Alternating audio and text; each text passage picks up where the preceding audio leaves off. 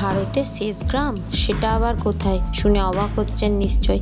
না না, একদম ঠিক শুনেছেন। এটি হলো বদ্রীনাথ থেকে 4 কিলোমিটার দূরে অবস্থিত। হ্যালো বন্ধুরা, আমি ফাল্গুনি চলে এসেছি মুক্তপাখিতে। আজ নতুন ভিডিও। আজ শোনাবো মানা গ্রামের কথা, তার ইতিহাস, তার ঐতিহ্য। চলুন, কাল আমরা বদ্রীনাথ পৌঁছেছিলাম। আজ সকালে চলে এসেছি মানা গাড়ি স্ট্যান্ডে আর বসে আছি গাড়ির ভিতরে। পার পার্সন 50 টাকা যাওয়া, 50 টাকা আসা, এটা এখানকার ভাড়া। 4 কিলোমিটার দূরে মানা গ্রামে। এই হলো ভারতের প্রথম গ্রাম, আগে বলা হতো শেষ গ্রাম। পৌঁছতে সময় লাগে 5 মিনিট মতো। দেখেছি মানা গ্রামের ট্যাক্সি স্ট্যান্ডে নামিয়ে দিল। সময় লাগলো 5 মিনিট প্রায়, গাড়িতে 10 মিনিটও নয়। এবার হেঁটে যেতে হবে। এই হলো মানা কার পার্কিং। এই দেখুন, এইখানে এসে আমাদের গাড়িগুলো নামিয়ে দিল। এবার সামনের দিকে হেঁটে যেতে হবে। আর চারপাশটা দেখুন, উঁচু উঁচু বরফে ঢাকা সিংহ দিয়ে ঘেরা পাহাড়। আর ঠিক এই সামনে হলো মানা গ্রাম যাওয়ার এন্ট্রি পয়েন্ট। এটা হলো মানা গ্রামের ঢোকার এন্ট্রি পয়েন্ট। চলুন আমরা গ্রামের ভেতরে ঢুকি। এই তো যাচ্ছি রাস্তা দিয়ে, দুপাশে প্রচুর দোকান। সকালবেলা এরকম খবর তৈরি হচ্ছে, প্রচুর দোকানে সাবাস, বাঁধাকপির পকোড়া থেকে সব কিছু আছে। কালকে বলছো নাস্তা করলে অনেকটা যেতে হবে কিন্তু। আকারে ছোট্ট গ্রামটা হলেও গ্রামের মধ্যে সব পাবেন, খাবার থেকে জামা কাপড় থেকে সমস্ত কিছুর দোকান দেখা যাচ্ছে। গ্রামের ভিতরে সরু গলি রাস্তা, এই রাস্তা দিয়েই যেতে হবে। মানা গ্রাম হলো ভারতবর্ষের প্রথম গ্রাম, আগে বলা তো শেষ গ্রাম। এরপর শুরু হয়ে যাচ্ছে তিব্বত, চীন। তাই এই হলো ভারতবর্ষের প্রথম গ্রাম এখন এই গ্রাম। তবে এই গ্রামের মানুষজনের খুবই কষ্ট। শীতকালে যখন 6 মাস বরফ পড়ে তাদেরকেও নিচে চলে যেতে হয় সব কিছু ছেড়ে। আর এই রাস্তা দিয়েই পঞ্চপাণ্ডব স্বর্গের পথে হেঁটেছিল। সেগুলো আরও সামনে আছে, আমরা দেখবো যত যাব। অনেক কিছুই আছে, দেখাতে থাকবো।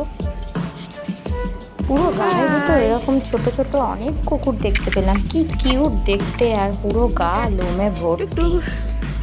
গাইস, তাকাতে তাকাতে যাও। আমরা কোথায় যাচ্ছি বলো? চলো, পৌঁছ গিয়া মানা গাঁও।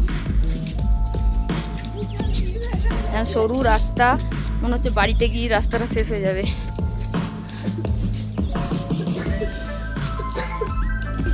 সামনেই মনে হচ্ছে যেন আর রাস্তা নেই, তো লোকের বাড়িতে পৌঁছে গেছি। ঠিক তারপরে দেখছি একটা ব্যাগ বা একটা সরু গুলি। আর এই যে সামনে কেদারনাথের মতো একটা মন্দির গ্রামের ভিতরে। ভীমপুল দেখাচ্ছে 500 মিটার। পঞ্চপ্রয়াগের নাম আমরা শুনেছি, সেটা ছাড়াও আর একটা প্রয়াগ হলো কেশব প্রয়াগ। এটা দেখা যায় এই মানা গ্রামে। এই যে একদিক থেকে অলকানন্দা নদী আর একদিক থেকে সরস্বতী নদী এসে মিলিত হচ্ছে। এই জায়গাটার নাম হচ্ছে কেশব প্রয়াগ। আর সরস্বতী নদীর উৎপত্তি সামনেই রয়েছে, চলুন সেটাও দেখাবো আপনাদের। এই হলো কেশব প্রয়াগ। এই রাস্তা ধরে সামনে যাব, তারপরে দেখি সামনে কোনখান থেকে ভাগ হচ্ছে। অলকানন্দার পাহাড় ধরে আমরা এগিয়ে যাচ্ছি। এই যে পেছনে অলকানন্দা। প্রচুর ঠান্ডা, মোটামুটি রাতের দিকে -3 ছিল, এখনো প্রচুর ঠান্ডা।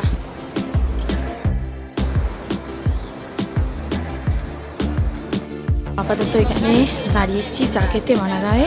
আর এই দেখো সামনে সামনে হলো এদিকে যাওয়ার জন্য ভীমপুল। দেখো ভীমপুল, সরস্বতী ধাম, কেশব প্রয়াগ, যেটা আপনাদের একটু আগে দেখালাম। আর উল্টো দিকে রয়েছে গণেশ গুহা, ব্যাস গুহা।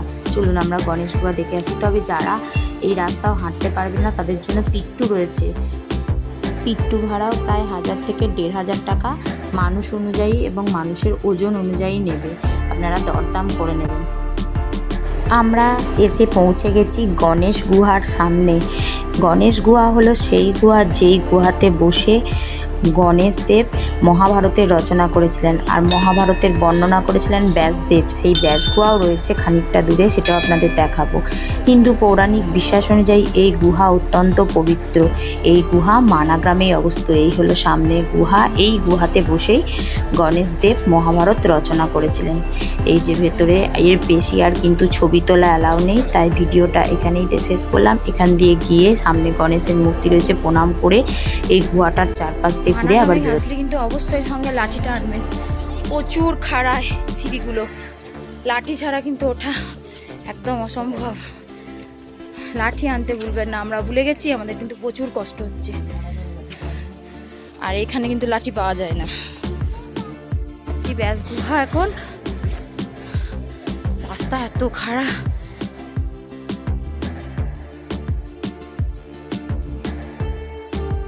সত্যি এটা স্বর্গের গ্রাম। দেখুন ব্যাস গুহার সামনে দাঁড়িয়ে রয়েছি, ব্যাস গুহার সামনে থেকে সামনের দিকের পরিসরটাকে দেখুন, পুরো ছবির মতো সাজানো, উঁচু উঁচু পাহাড়, গাছ, তুষার সিংহ, এক অপূর্ব মায়াবী। এই দেখুন এই ব্যাস গুহা, এখানে ঢোকার জন্য জুতো খুলতে হবে, জুতো খুলে ব্যাস গুহার ভেতরটা আমরা ঘুরে আসি। এখানেও ছবি তোলা নিষেধ।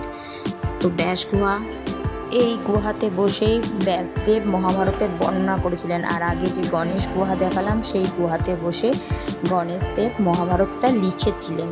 ওই দেখুন দূরে স্বর্গারোহণের পথ দেখা যাচ্ছে এই উঁচু থেকে, আর পঞ্চপাণ্ডবের মূর্তি, ওখানেও আমরা যাব। দেখেছেন তো রাস্তাটা কতটা আপ ডাউন, তাই অবশ্যই সঙ্গে কিন্তু লাঠিটা আনবেন, লাঠি আনতে কিন্তু একদমই ভুলবেন না। আর এই হলো তীব্র গর্জনে এগিয়ে আসছে সরস্বতী নদী। যদিও এখনও সরস্বতী নদীর উৎপত্তি স্থল পর্যন্ত আমরা পৌঁছতে পারিনি, যাচ্ছি, সামনেই পড়বে। ওই যে পঞ্চপাণ্ডবকে দেখা যাচ্ছে, দেখো এই যে ভুল যাচ্ছি আমরা এখন। চলো আমাদের সাথে, দেখো পিছনে লোকজন নামছে। চলো ওই যে স্বর্গের পথ, চলে এসেছি সরস্বতী নদীর উৎপত্তিস্থলের কাছে। এই যে সামনেই রয়েছে সরস্বতী নদীর উৎপত্তিস্থল, এই হলো সরস্বতী নদীর উৎপত্তিস্থল। আর আমরা এই মুহূর্তে দাঁড়িয়ে রয়েছি ভীমপুলের ওপরে। ভীমপুলের ওপরে দাঁড়িয়ে কিন্তু ভীমপুল আমরা দেখাতে পারবো না, তাই যখন আমরা ওই সরস্বতী ধাম বা সরস্বতী মাতার মন্দিরে থাকবো তখন উল্টো দিক থেকে দেখাবো ভীমপুলটা কেমন। ভীমপুল হলো একটা বড় পাথর, যে পাথরটা এই সরস্বতী নদীর ওপর দিয়ে একটা ব্রিজ, এখন সেই পাথরের ওপর ব্রিজ নির্মাণ করে দেওয়া হয়ে গেছে। এত তীব্র গতিতে সরস্বতী নদী বয়ে চলেছে, মানে আমরা ভীমপুলে দাঁড়িয়েও তার জল আমাদের গায়ে চলে আসছে, এতটা তীব্র গর্জন। আর এই সরস্বতী নদী এখানে দেখা যায়, এরপর নাকি এই নদী অন্তঃসলীলা হয়ে যায়। ভীমপুল সরস্বতী নদীকে এখানেই দেখা যায়, তারপর সরস্বতী নদী অন্তঃসলীলা হয়ে যায়। এবার আমরা চলেছি ওই সরস্বতী মাতার মন্দিরের ভেতরে। সামনে যে মন্দিরটা দেখছিলাম, চলুন ওই মন্দিরে যাই। এবার এখান থেকে আপনাদের ভীমপুলটা দেখায়। ভীমপুল হলো সেই পুল যখন স্বর্গারোহণের পথে পঞ্চপাণ্ডব দ্রৌপদী সহ যাচ্ছিলেন। এই তীব্র গতির সরস্বতী নদী পার হতে পারছিলেন না দ্রৌপদী, সেই কারণে ভীম তখন একটা বড় পাথরখণ্ড এনে এই নদীর ওপর আড়াআড়ি রেখে দেয়, আর দ্রৌপদী পার হয়ে যায়। সেই কারণে এই পুলটার নাম ভীমপুল। এখন এই পাথরটার ওপর দিয়ে ওই যে ব্রিজ করে দেওয়া হয়েছে, আগে আমি ওই ব্রিজটার উপরেই ছিলাম। এখন এই যে মন্দির থেকে এই পুলটা দেখা যাচ্ছে, তলায় পুরো পাথরটা রয়েছে, কতটা লম্বা পাথরটা দেখুন, আপনারা দেখলেই বুঝতে পারবেন। পঞ্চপাণ্ডবদের মধ্যে ভীম যে কতখানি শক্তিশালী ছিল তা এই পাথরটা দেখলে সহজেই বোঝা যায়। কি বিশাল এক পাথর। চলুন এই পাথর থেকে এবার সামনের দিকে এগিয়ে যায়। একদম মানা গ্রামের শেষ প্রান্তে এসে পৌঁছে গেছি। আর কয়েকটা দোকান রয়েছে। এই হলো ভারতবর্ষের শেষ চায়ের দোকান, খাবারের দোকান। এখানে আপনারা অনেক রকমের খাবার পাবেন, ভাজাভুজি থেকে, পরোটা থেকে, ম্যাগি থেকে, চাউমিন থেকে, চা, কফি তো রয়েছে। আর এই হলো স্বর্গারোহণের গেট। এই গেট ধরে পঞ্চপাণ্ডব দ্রৌপদী সহ সামনে এগিয়ে গিয়েছিলেন স্বর্গের দিকে। এইখানের প্রাকৃতিক সৌন্দর্য অপূর্ব। এই জায়গায় দাঁড়িয়ে দুদণ্ড নিঃশ্বাস নিতে টান ভরে ইচ্ছা করবে। আর এখানে পঞ্চপাণ্ডবের 5টা মূর্তি, সঙ্গে দ্রৌপদীর মূর্তি, আর যে কুকুর যুধিষ্ঠিরের সাথে স্বর্গ পর্যন্ত পৌঁছেছিল সেই কুকুরের মূর্তি করা রয়েছে। এই হলো ভারতবর্ষের শেষ দোকান বা গ্রাম। এরপর আছে বসুধরা ফলসে যাওয়ার রাস্তা।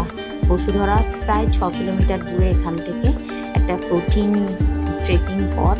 যারা যেতে চাইবে তারা এরপর যেতে চায়, আর না হলে এখানেই মানা গ্রামের সমস্ত দ্রষ্টব্য শেষ। দেখার জিনিস এই পর্যন্তই। এই ফাঁকা প্রান্তরে অনেকে ছবি তুলছে, থাকছে। তো বন্ধুরা, এই ছিল আমাদের মানা গ্রামের পুরো ভিডিও। আপনাদের যদি ভালো লাগে অবশ্যই লাইক, কমেন্ট, শেয়ার করে পাশে থাকবেন। আর কমেন্টে কোনো রকম প্রশ্ন জিজ্ঞাসা করার থাকলে অবশ্যই জানাবেন, আমি যথাসাধ্য উত্তর দেওয়ার চেষ্টা করব। আবার দেখা হবে পরে নতুন কোনো ভিডিওতে। ততক্ষণ পর্যন্ত সকলে ভালো থাকবেন। Tata, bye bye.